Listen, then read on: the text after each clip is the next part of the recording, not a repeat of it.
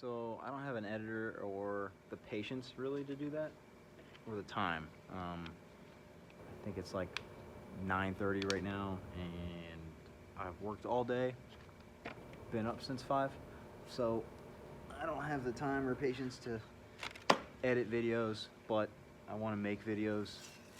And today I'm doing brake lines. So I'm doing brake lines on my 77 Ford. It is Mustang swapped. When I say that, I mean motor, transmission, rear end, you name it. It's out of a Mustang. It's out of a 95. Thanks, L, for kicking that. It's in this car. Steering column is out of a 95. The pedals, everything. So, except, I guess I can't say everything.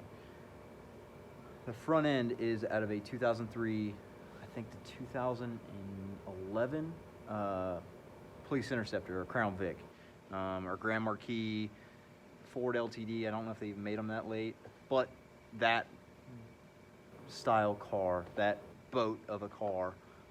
So it's got rack and pinion. It's all aluminum subframe. Pretty much a direct bolt in for any 70s Ford. I think it fits 60s as well.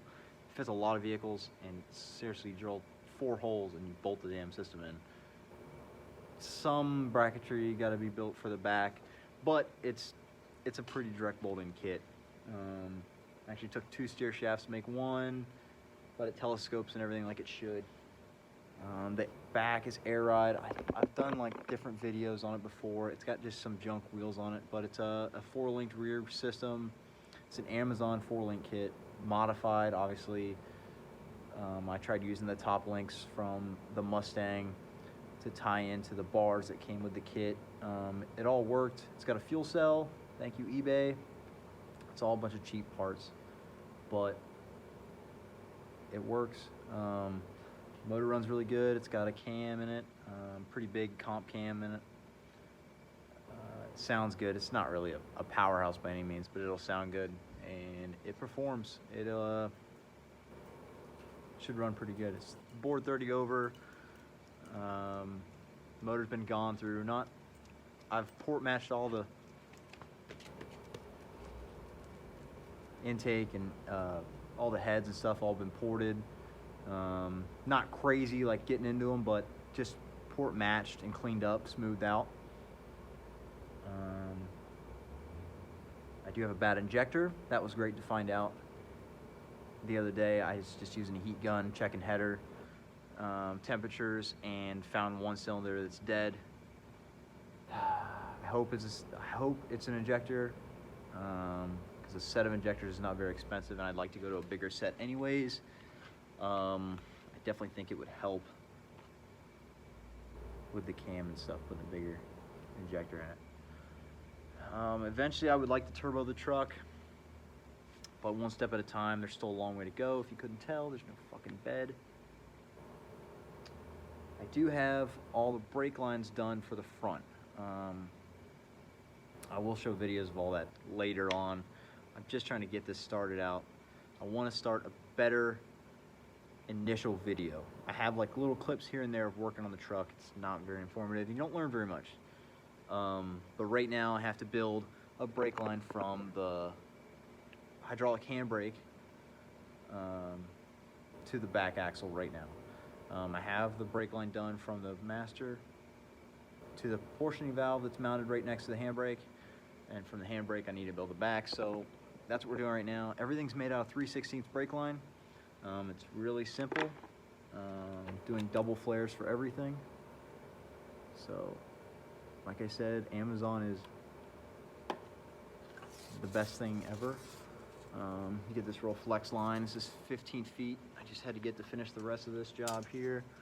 But when you cut it, it actually crushes the end in a little bit. Now, I've tried making this video about 5 or 6 times normally, but I'm just using the YouTube recorder, and we'll go from there. But I'm using a Blue Point flaring tool. So, of course, there it is. There it says it. Of course it says it. I'm proud of it. And it comes with a burr tool to actually clean the inside of this brake line out. So when you go to flare it, it creates a smooth mushroom flare, I guess is what I'll say it. But I cheat and I use a step bit to clean the end.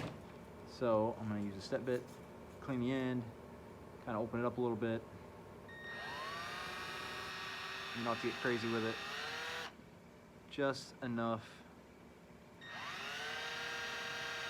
to fit the tool. So you're just gonna take the burr off the end and make it nice so that your 3/16 tool will fit in there. So that fits in there. So now what I'm gonna do, straighten that out a little bit, put the fitting on, hose, 'cause if you forget it, you're screwed and you gotta cut the flare back off. And you open this up a little bit, and it's got settings on it. It's got 3/16 is one of the sizes, so simple as that. I'm gonna put it at 3/16. And when you're setting this,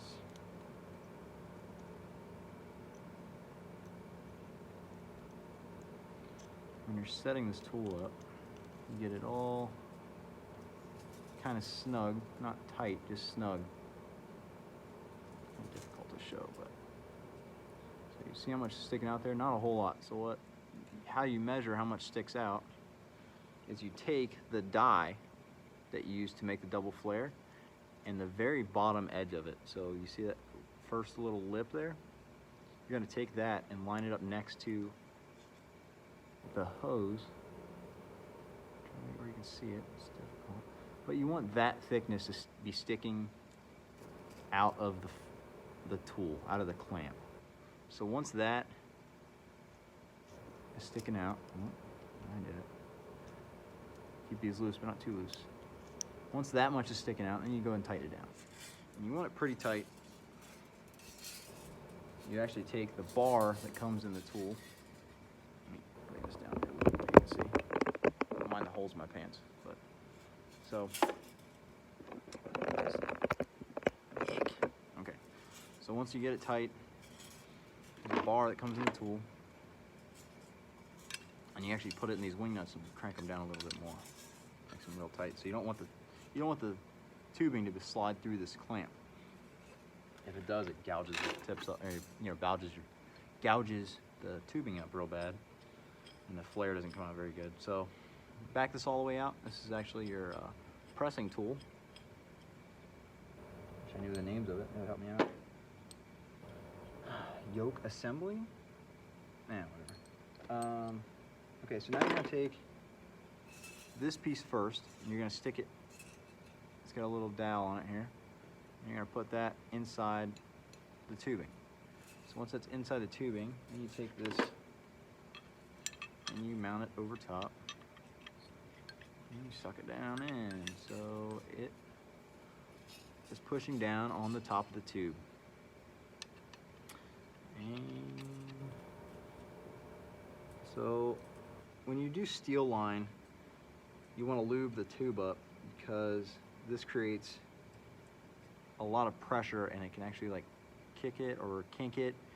So if you lube it up, it's normally a lot smoother, but since this is copper, I think it's Cupronickel or something like that. I forget what they use or what this one is. I have to look. I bought it, but I had to look. So I'll try to put it in the description. How about that? Does that sound good? A lot of people say that. That sounds good. Okay, I'll try to put it in the bottom, but because this is a soft metal, it forms fairly easy. So you put the first tool in, and all I do is I crank it down until it'll really fight you, and you're like, oh, well, that's it. It pretty much bottoms out. Then you pull this piece out, and your first step is done, and it leaves you with a nice mushroomed end. So now to finish off the flare, you readjust the tool back up to the top over the hole without the die. So you take the die out and then you tighten it down on just the tube. So the little cone is going to crush just the tube. And same thing, you're just going to go till it's snug. You don't want to over tighten it again. just snug, and then back it off. And hopefully the bar doesn't come out and hit you. It sucks. Okay, so now that's done, your double flare is done. Pull your bar out of the yoke. Yep, sounds good. Yoke sounds good. And you back the wing nuts off with the bar. This piece flips out of the way, and the tubing comes out. So there's your flare. So I'm gonna take my fitting, slide it down memory lane here, and that's it.